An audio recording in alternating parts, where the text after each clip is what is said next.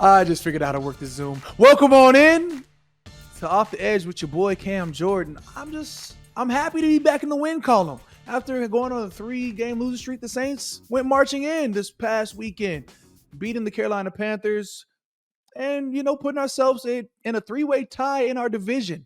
That being said, we'll talk about how we won, why we won, where we want to keep on winning with. And bring in one of my guys, Pat Surtain II, not to be confused with a junior. He's the second. And ask him, what and how and why and who and where Pat is right now. We're gonna cover all of it on Off the Edge, which me, your boy Cam Jordan. We're also gonna talk about what happened this past game against Kansas City, for which could have been potentially a game-winning touchdown with Kadarius Toney had he not been in the neutral zone and the infractions of such. So come on, tune in, stick with me wherever you get your podcasts, iHeartRadio app, Apple Podcasts, wherever else. Come mess with us. You can even check us out on YouTube NFL channel where you can drop the full episode at times. Come on. It's warm. It's real. We're going to get into a lot of things. Stick with me. Off the Edge with me, Cam Jordan.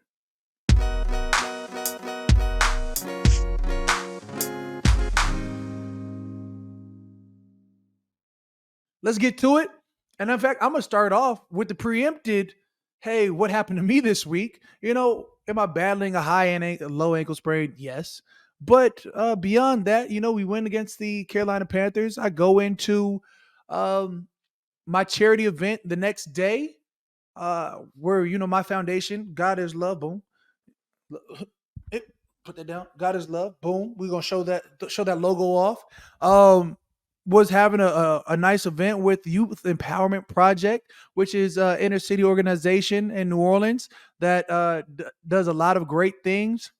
Has a lot of after school activities, not only just for high school kids, junior, middle school kids, elementary kids, but for also, kids who are trying to get their high school degree, their GEDs. So they could be 19, 20, whatever, but it feels like those are the kids that sort of fall through the cracks. So it doesn't matter the age. I just want to give some positivity back. Been doing this for 3 years now, this annual give back over at Sneaker Politics, down in the French Quarter. And it's always a phenomenal event. So this is just, it still was a great event. But while I'm at the event, I'm talking to kids, I'm talking to young adults, I guess, because some of them were, 17, 18, 19. There was as young as about 7, 8, the wide range of kids just from New Orleans, which is just, again, showing love. I go to the back of Sneaker Politics, the little back inventory room. I'm over here signing some autograph books that I'm going to give out at the end of this event.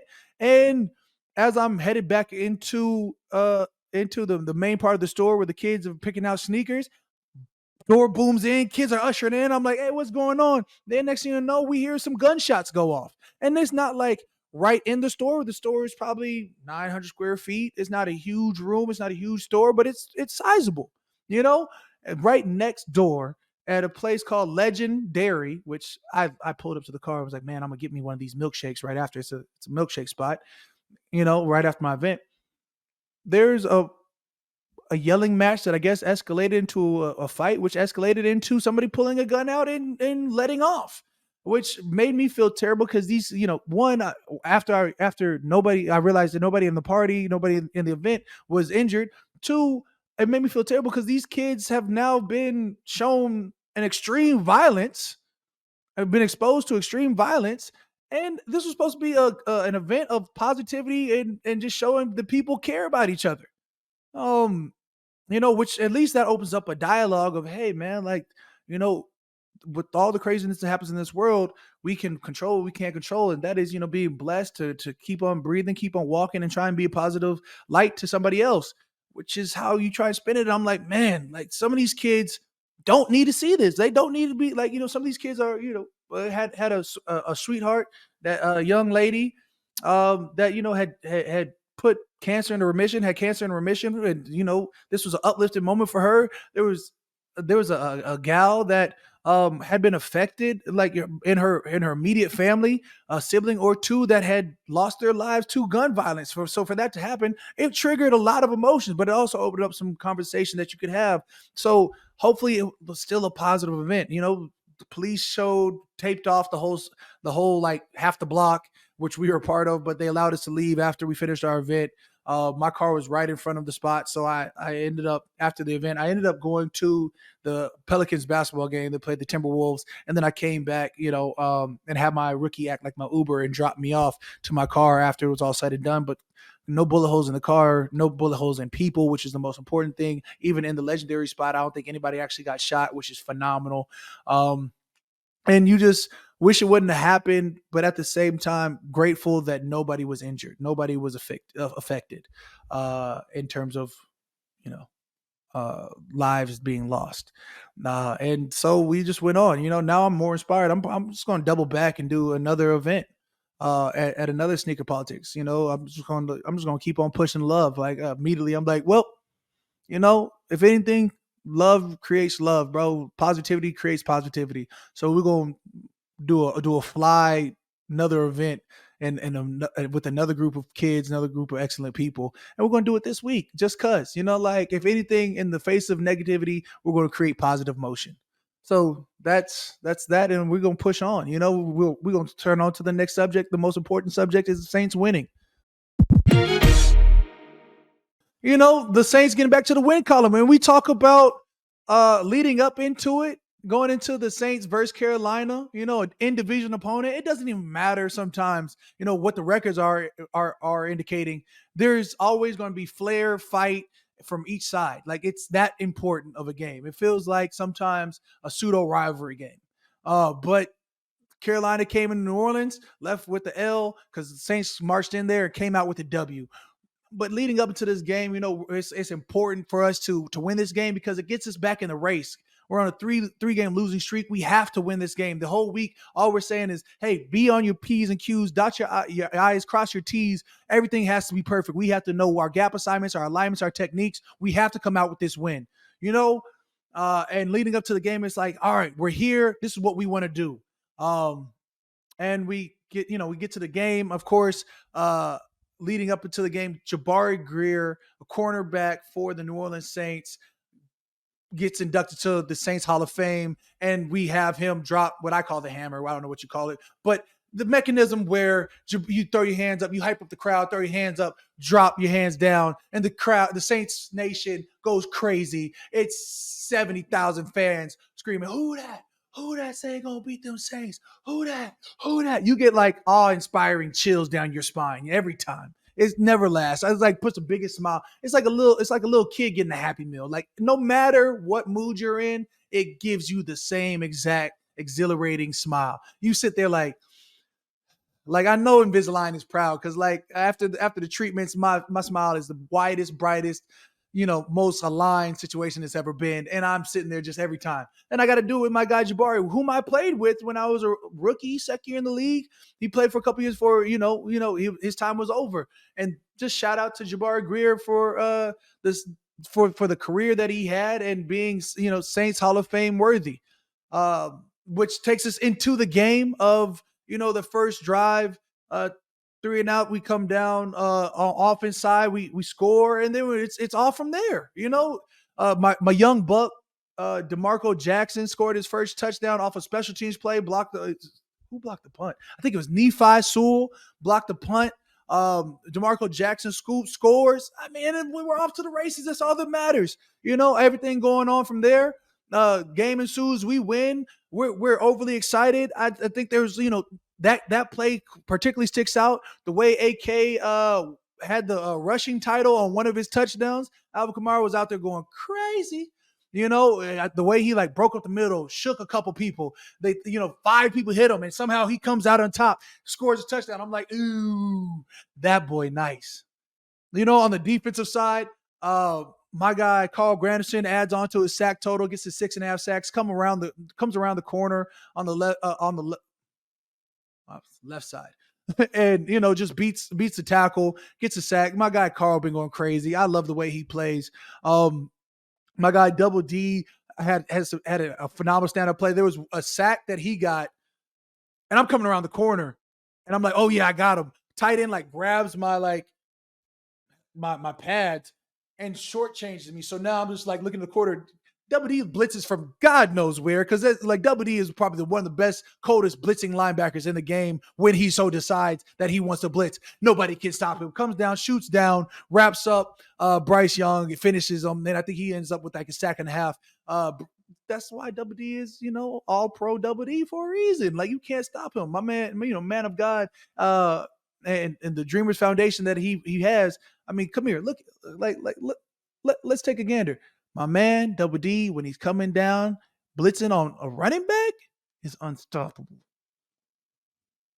Anyways, so we go on from there, and it's just it's a highlight party for everybody. There I am, just sort of like in the party. At least I get to be in the party. Uh, I can't wait until I can bend the corner again. It's going to happen shortly. I like high ankle sprain 2 weeks ago, compounded with the low ankle sprain, or maybe it's 3 weeks ago. No, 3 weeks ago, 2 weeks ago, low ankle sprain. So now I got a high low last week. Yep. And then so in my mind, I'm going to be healthy by tomorrow. So just know we're only getting back and we're getting better. We're looking forward to this next 4-game stretch because we have. Actually, I think I know the opponents that we have. We have the Giants coming in. They call them Tommy Cutlets, and I'm not sure why they're doing this. I saw the game this past week. I think it was a Monday night game, and everybody was bobbity bobbity boobity. He's got an agent that you think he'd have with a name like Tommy DeVito.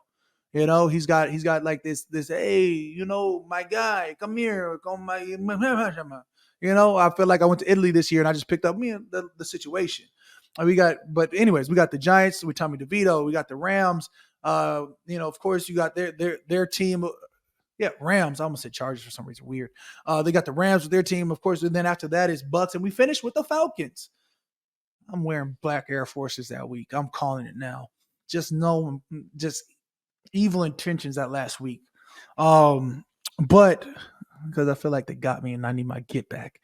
But that's just is what it is. So we have everything that we want in front of us. We win these 4 games, we will continue on, I'm sure, and go to the playoffs, and that's where we want to be.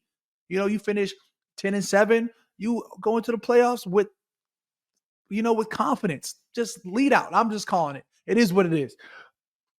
And so from there, we're going to go to being in the family section. Everybody's coming through. My kids making fun of me like, Dad, you're limping. I'm like, yeah, I know. We're leaving, and Alvin Kamara has is an ambassador for NASCAR. I see this dope ride. He like spins out, whatever it is. He probably came into the game just like that, but he's leaving in this fully decked out AK symbol NASCAR or whatever to his event over at Politics, where they had a collab with NASCAR, and it was I heard it was an amazing fire event, which of course he gave the team T-shirts. We rocked them for warm-ups. Nobody really asked us to. We just sort of did it. Team, big team, little me. And when your teammate has something to support, we want to support it too. And now I want to go to a NASCAR race event situation. I don't know, same thing. It's going to be like sometime this offseason, I'm going to make him take me to a race. It just is what it is. He owes me now. And so, we just want to talk about just a little bit of situational football, if you will. When you think about neutral zone infractions, which has for some reason been targeted this past week. Everybody's talking about Kadarius Toney and how he was or wasn't in the neutral zone.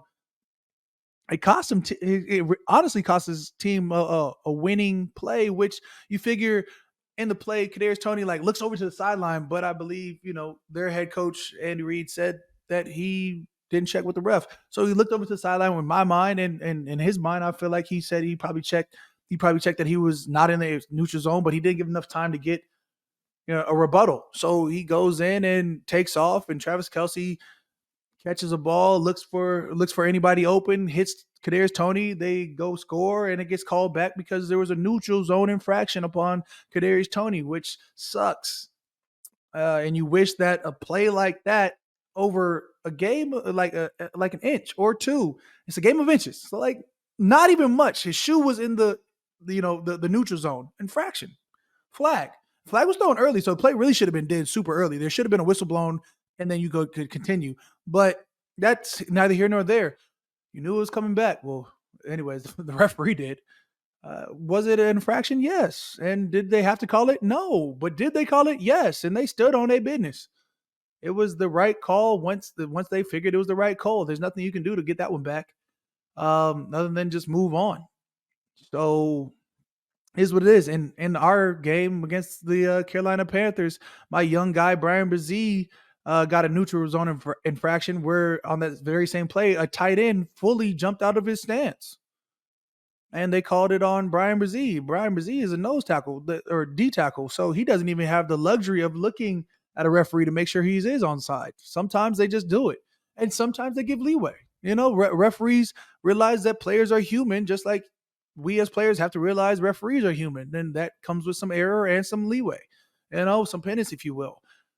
Sometimes a referee will come up and be like, "Hey, you're getting close to the neutral zone," or "Hey, you sort of lined up too close to the ball."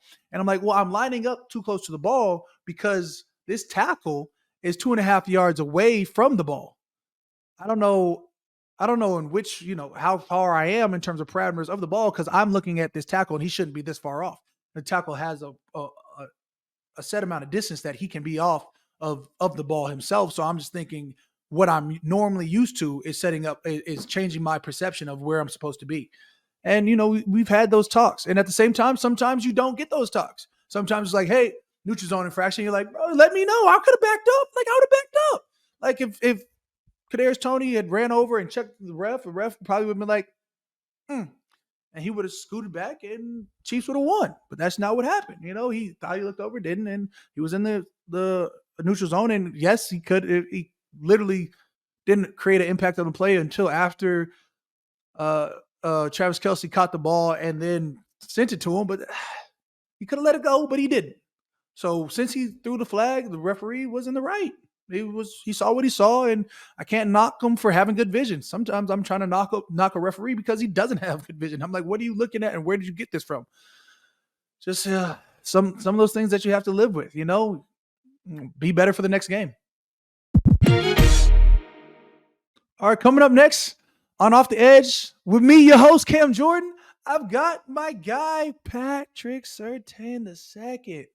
Legacy, big vibes over there with my former head coach, Sean Payton at the Denver Broncos. Everybody thought it was a fire sale, but no, they put together a winning streak.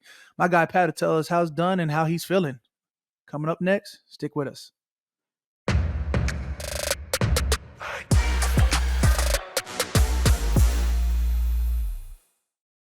Appreciate you, man, tapping in with my podcast, Off the Edge, with your boy, Cam Jordan. I'm bringing into a dog. He's young, but he's ready. You know what I'm saying? Already a first-team All-Pro, already a Pro Bowler. Just coming in hot, active, knowing what you've done, knowing all things that you've already accomplished. Yeah, I've got Pat Surtain II.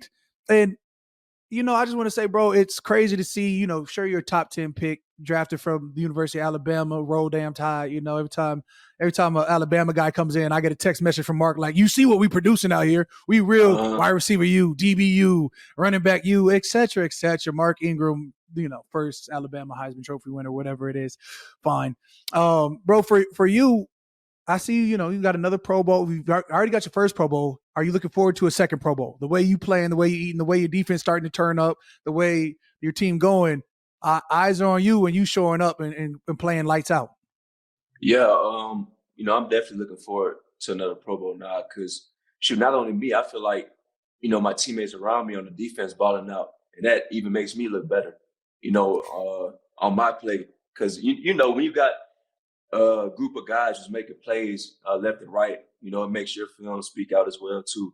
Because everybody looking like, okay, what's this defense going to do next? So, being a part of that, I definitely think, I definitely have, some favors going towards Pro Bowl. Yeah, like absolutely, absolutely. Yeah, when there's them rubies and sapphires is dancing, and you that diamond, you know what I'm saying? You the light hit a little bit brighter. Oh, that light shine different, boy. So, as you're playing into team, bro, like, just tell me, what does that change? Because I already talked to Kareem. Kareem's my guy, another Alabama Yeah, yeah. product, but Kareem my guy.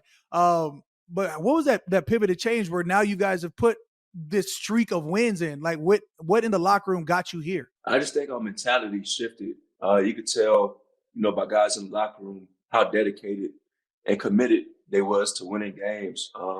Especially along the lines of this stretch. We facing tough teams across the league, and being able to secure wins like this is very important for us to, push towards that playoff push. And I just think guys believed in the locker room, and we got a bunch of guys believe in one goal and just come together collectively, understanding, what we have in front of us. I think it just builds team success, and that's what we've been doing so far. Definitely building success. Yeah. You got Russ playing well. Defense out there eating. I feel like they targeted my guy Kareem Jackson for every hit he puts out there. You out there really being a locksmith on the other side. Yeah. It's fun to watch. Like, I love good defensive ball, and you guys are playing at a high level, bro. I love that for you guys. You start off 1-5, and now you guys are sitting at what, 7-6? Yeah, 7-6. Right in the mix. It's a Right. whole bunch of 7-6 teams right now too. So But in the it's hunt and being crazy. in the hunt, now you Yeah, got 4 games left. It's time. right. Like I said, it's about that time for us to like really make a statement. You know what I mean? Really separate ourselves. So, it's about time to lock in. You know what I mean? So Right.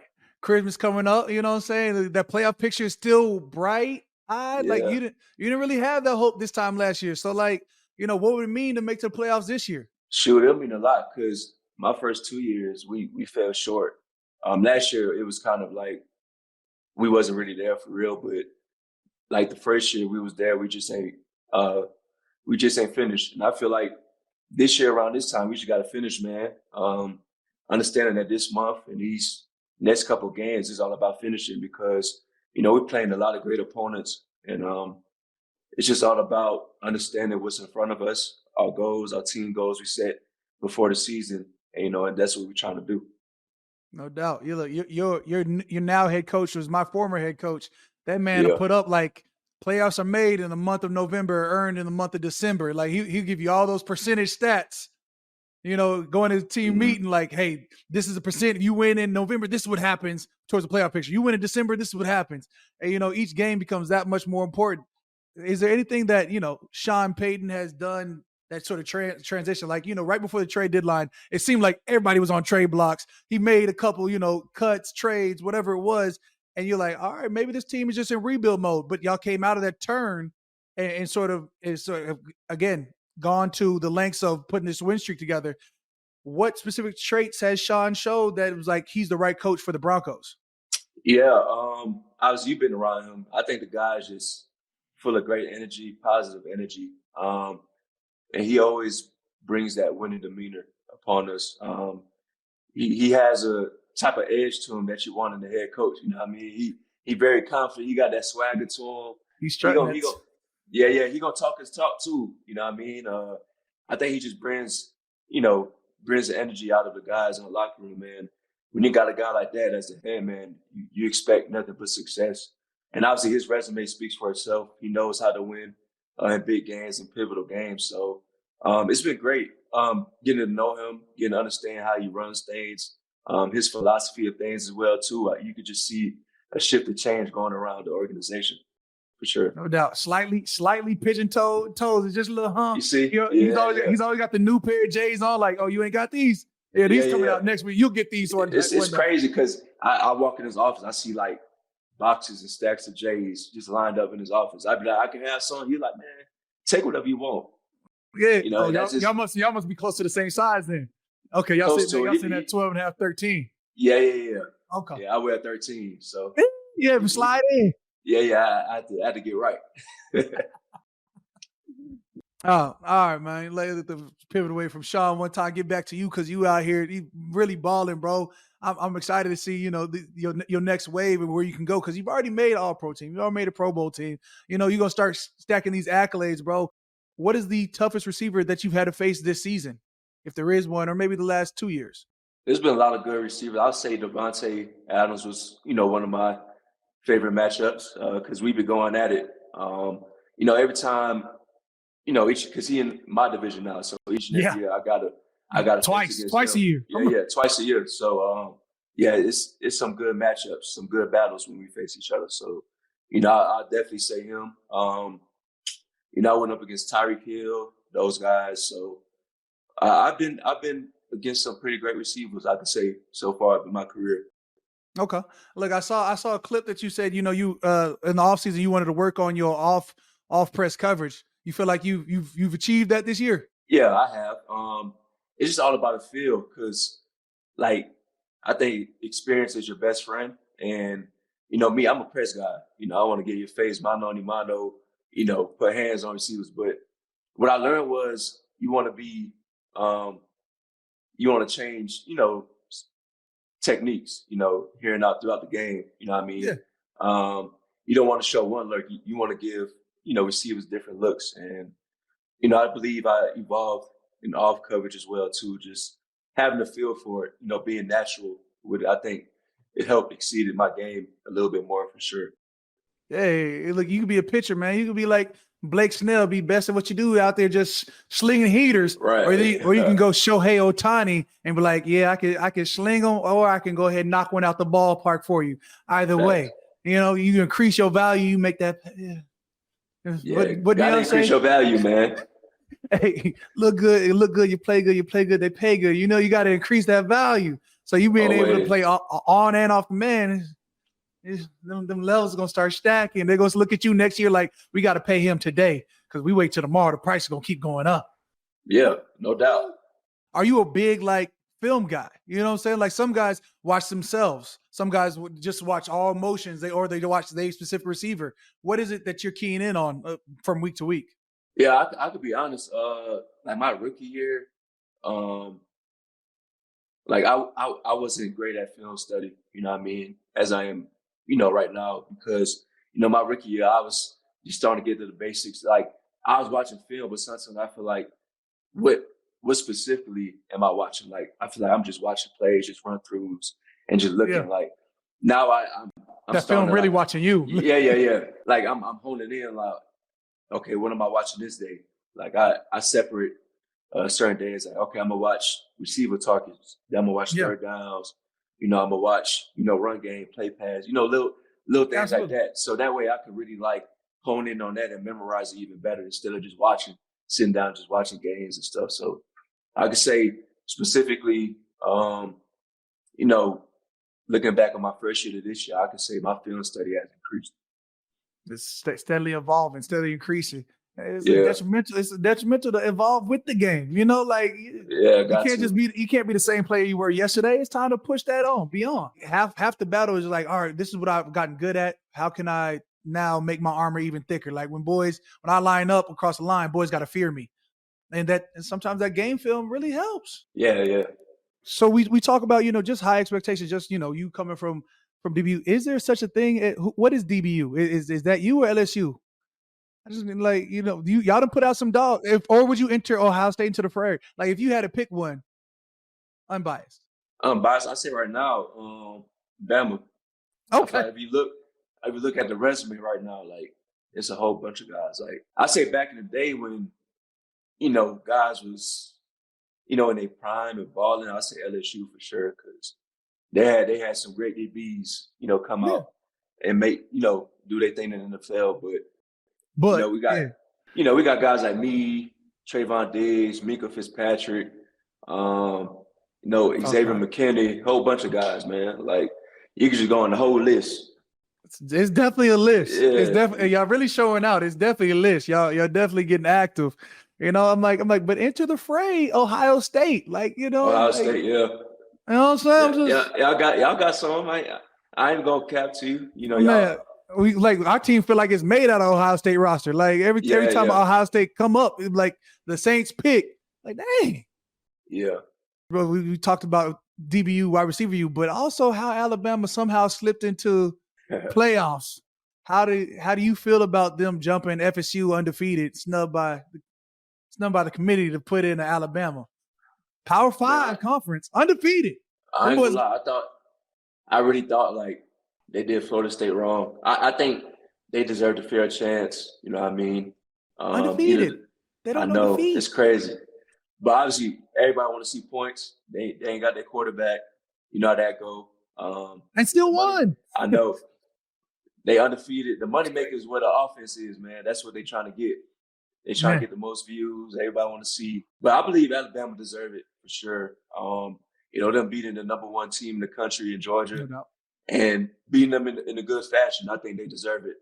And it was some debate because Pop's at Florida State right now, and so he was pretty like mad about it. He felt some type of way about it. And I told him y'all deserve a chance at it for sure because being an undefeated Power 5 team, I mean, what more can you do?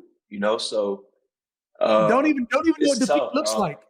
Yeah, Like don't know it's it, not like scrubs. Like we had to go through our gambit of players, yeah. open up LSU, beat them, then you go on through the season. And I said, dang. Yeah, I mean it's tough. I feel for the boys though, but I think it's gonna be a great playoff. In general, Right. got some great teams, battling out for the championship. So Once you win, like now there's no looking back. And you ain't never gonna count Nick's Coach Saban out. You know what I'm saying? Like you talk about you can't.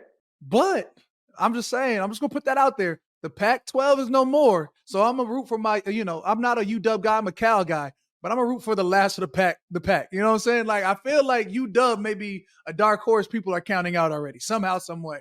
Yeah, they making some noise. I like their team. Man. I like their team. They undefeated too. You know what I mean? Everybody looking. They got one. Michigan's undefeated. UW got Michigan. one. Yeah, Michigan's undefeated. Okay, but UW got one loss, whatever that is. Oh, they got one. I know that. Okay. Yeah, I think they got one. But who you got in the championship game? I got Bama. Yeah. Go ahead, be biased. Go ahead, throw that Bama out there. Bama over. You say Bama over Texas? Or no, Bama over? Yeah, Michigan. Yeah. I think Michigan. Okay. Sure, I like Texas over Washington. Yeah. Ooh. Just because I want to see the rematch and I want to see Bama, hand it to the boys because Texas beat us early in the year. I want to see Bama versus Texas. That's what I'm saying. They already know, like they got the confidence of like if y'all come over here, you know we got the answer. Yeah, facts. It's just it's different feel.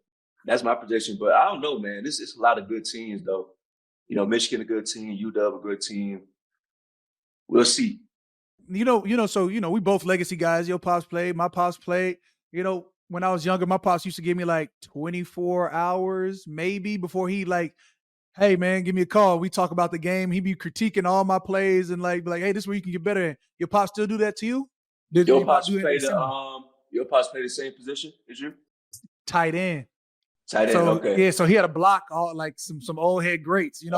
So he felt like, like this is how you can beat a tight end, or this is how you can get better in your technique. This is what worked. It might have been even worse because he was like, this is what I know works on a tight end. Like, this is what I know works on this is the mentality that we have going against you. I was like, I ain't trying to hear none of that, Pops. Like I'm putting hands on these little men. Yeah. So for you, y'all play the same position. Yeah, we definitely talk. I say not as much now because he's coaching. Right. But like my rookie year before, like he used to critique some of my games and tell me certain techniques I could work on, understanding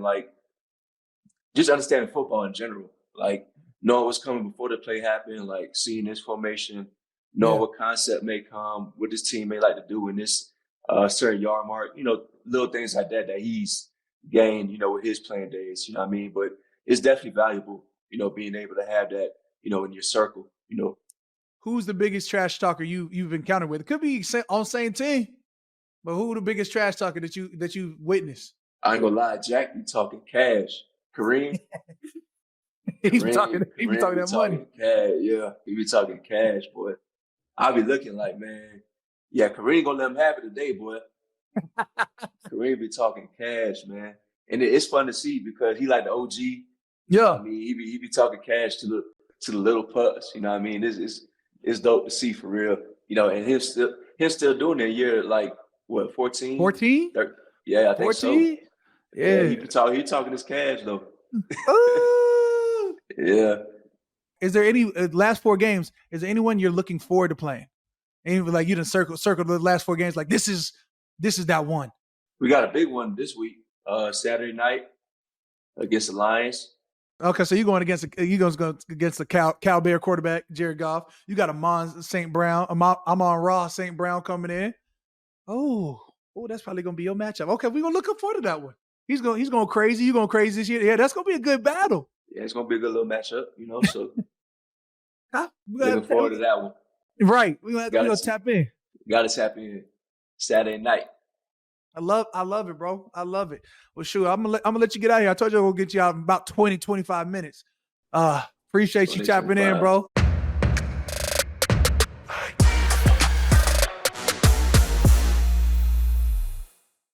Man, appreciate my guy Patrick Surtain II for tapping in with Off the Edge with me, your host. But I feel so blessed, man. We talk about that value. He's bringing value wherever he goes. He's learning to play on the ball, off press, man up, as well as just increasing his value each and every time. It's like my guy Shohei Ohtani over there joining the Dodgers for was that 10-year, $700 million contract. I mean, NFL, we need to get there.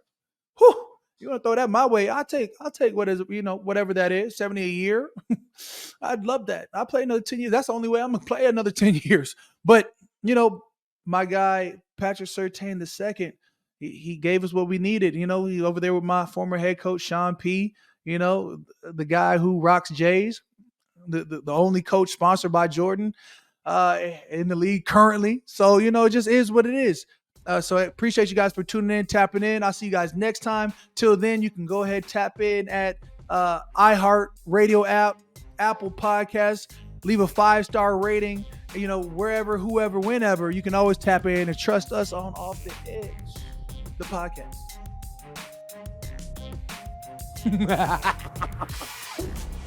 Off the Edge, the podcast. Oh, y'all done messed up and let me find the Zoom button. Yep, we lit.